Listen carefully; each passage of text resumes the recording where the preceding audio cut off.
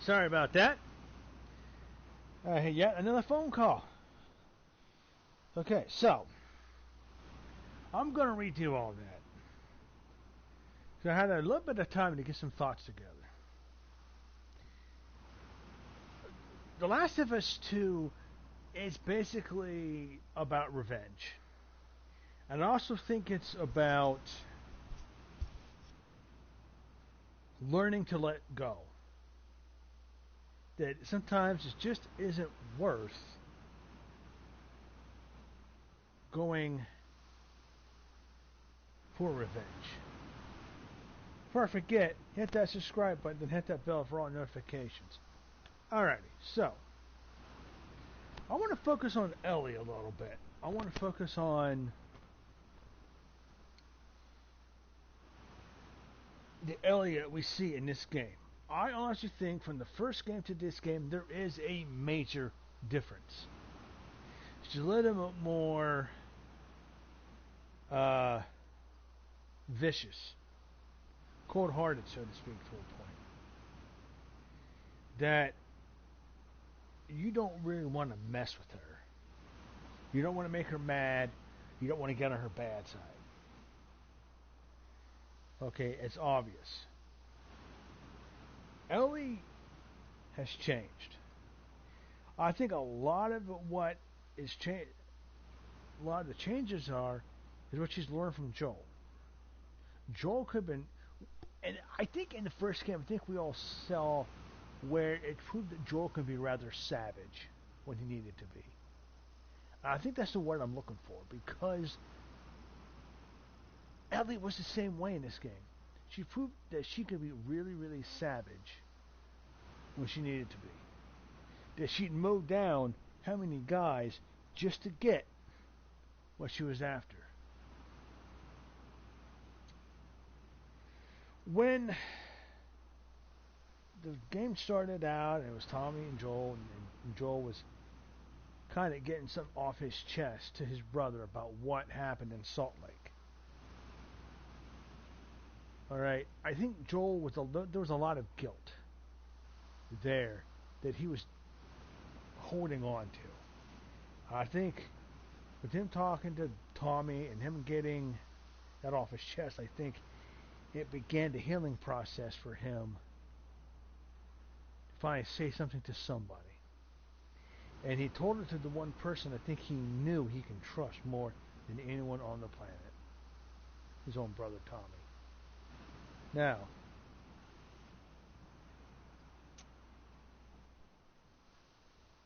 when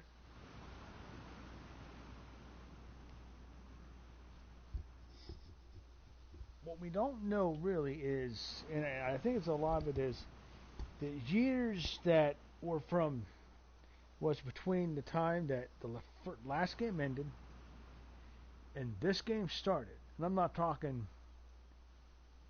13 years. Because it was in or 7 years. I'm sorry, like 2013. I think like 7 years. My bad. 2013 is when it came out. And this came out in 2020.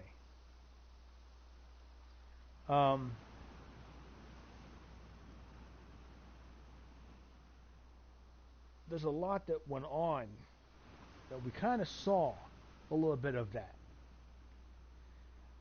But I think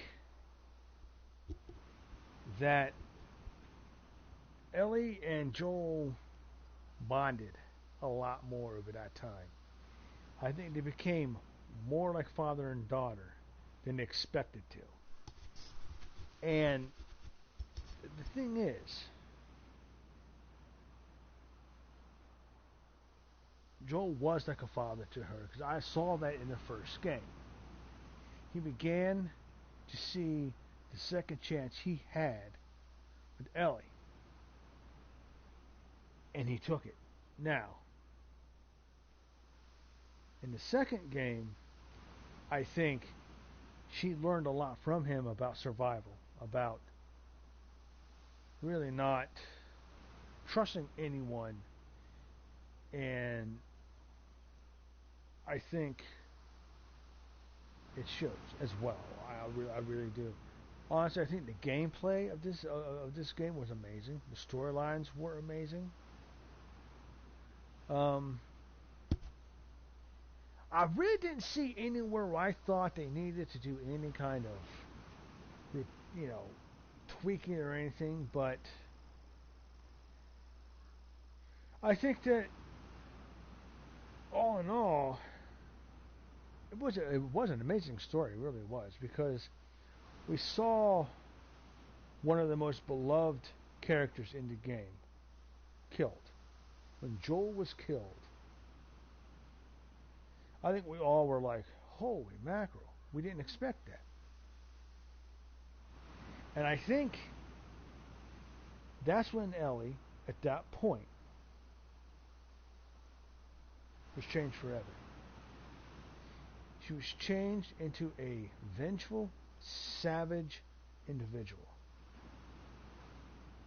Hell bent on revenge. And she's going to do it. She wasn't going to die, okay, and not get revenge. So she started out pursuing Abby. She went out with Dina, and they went up in Seattle. Dina and her were both on the same page. They get to Seattle and begin to look for her, trying to find clues, trying to find leads of any kind as to where she was. That is the same exact thing that Abby did. Let's take a minute and think about that for a second, or two, or three, or four. Abby was hell bent on trying to find Joel and Tommy. Okay, more so Joel, I think. All right, so, and when there's any kind of leads, she acted on it. Ellie was the same way. Those two were exactly the same. And I think that's something that I caught on to as I was playing this. All right.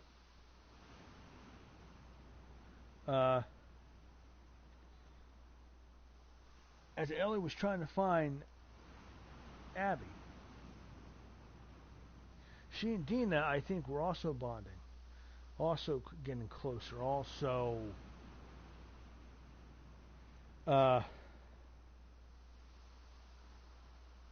becoming a team, so to speak, if they weren't already.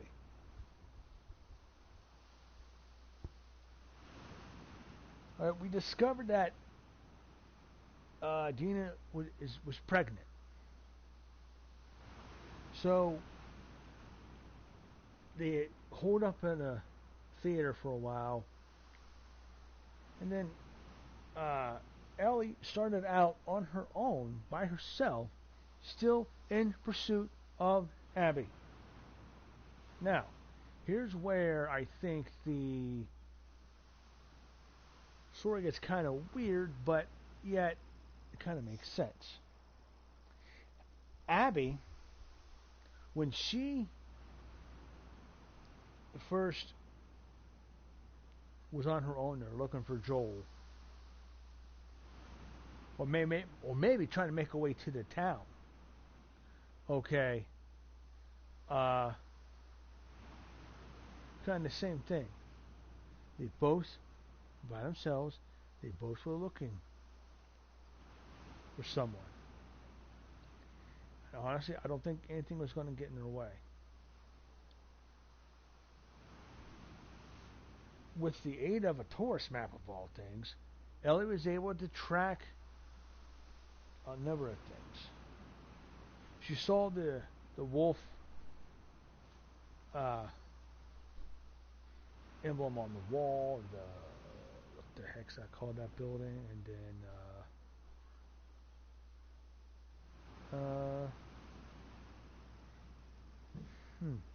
lost my train of thought.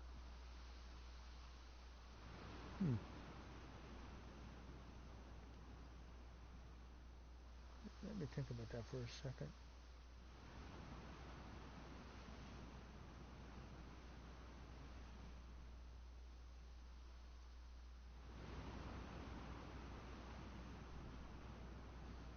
All right. She marked off where everything was, and that's how she found it. Now, in order to get revenge, so to speak, she began to kill everybody that was there, and that's the one thing I think kind of surprised me. That she began to kill Mel, uh, Nora, and a few others, all trying to find Abby. So Abby found that out and discovered who it was and went after her. Once again, for vengeance.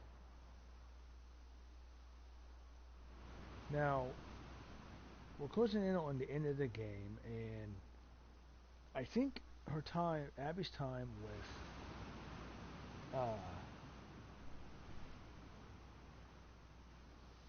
Lev, kind of started to change her around. When we saw her, as we're playing with her, playing her character through the game, is that she hated the scars, the Seraphites, whatever you want to call them. And basically, she just didn't like anything to do with him whatsoever. But after spending time with him for as long as who knows how long it could have been. I honestly think it could have been a couple of years, or at least a year. Because when we flash back to when Abby went after her one more time, Ellie looked a lot older. I would say she was in her 20s. I think there's a gap. Now, I think she could have been like 20, maybe 21. I honestly think by the time we get to where JJ's born, no, I could be dead wrong, but I think she may have been about 20. Because if you figure she was about 15 when they got there finally. I just think it took Joel and Ellie about a year to get across to get to Jackson. From Utah back to Jackson. When they arrived in Jackson for the final time in the first game, I think Ellie was about 15, or maybe even 16, but I would say about 15. And then it's like 2 years, 17, 18. Yeah, I think she's about 20 years old, maybe at least 21 when JJ was born. I think Dina was probably be about 19, 20. So, anyways, there's a number of years past, at least one. I think in that time, Lev had a positive influence on Abby. And we just saw in the final fight, Abby didn't really want to fight with her. But that wasn't what happened. Now, Abby survived because Ellie didn't kill her. Because we saw like a flash of Joel on a porch playing a guitar. Now, that makes me wonder why that was. Was that something that said, hey, it's time to let go, kiddo. Time to let go. And I think Ellie, at that point, was starting to have finally let go of all bitterness, anger, vengeful thoughts, vengeful feelings, desires, and so to go. Now, I think that's where Ellie, I think, again, changes into a different person altogether. She can't play the guitar, no fingers, bit off. Ouch, that is painful. Oh. Anyway, to close this out, hope all this made some sense. I think there's a lot of different things that were awesome as far as the open